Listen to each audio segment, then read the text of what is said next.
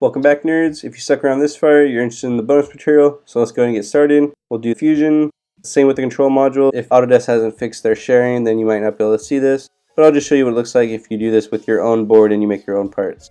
So I want to put it in play. Okay. We have 3D models for everything except for the logo, so that's cool. We'll push it. It'll take a few minutes.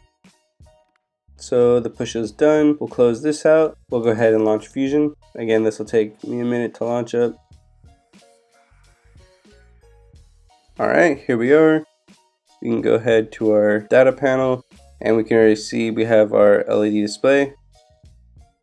Oh, you can see I kind of made a mistake. I should have put this on the bottom. It'll actually be okay because when we solder it, we just need to make sure that we solder this the opposite way on the bottom. However, if you want, you can go ahead and fix that in your board. Pretty much just mirror this and it'll appear on the bottom. And you'll probably have to rotate it 180 degrees for it to align. And it may require you to adjust some of the wiring, but it will work, I promise you. But sorry for that. We can see our LED sticking out. It's kind of weird with all the leads sticking out. We can reveal the logo and see that. And we see our text is here on the bottom.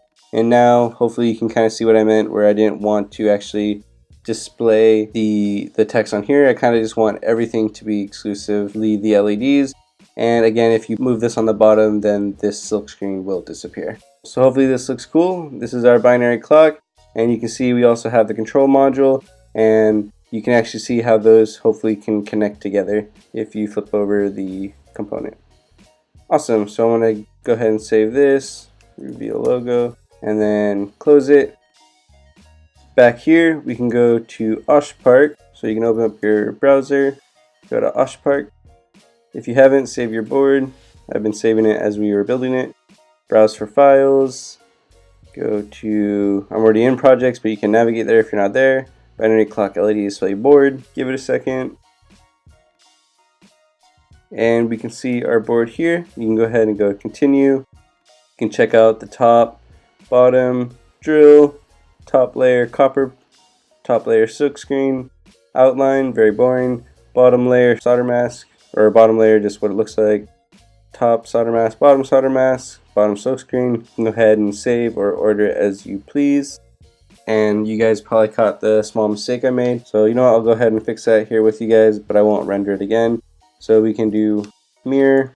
It's going to kind of mess everything up, that's fine. Rotate, and then we have this kind of cheesy way of fixing it. You can do change layer top, and if you click on all the blue, it should change it to the top layer.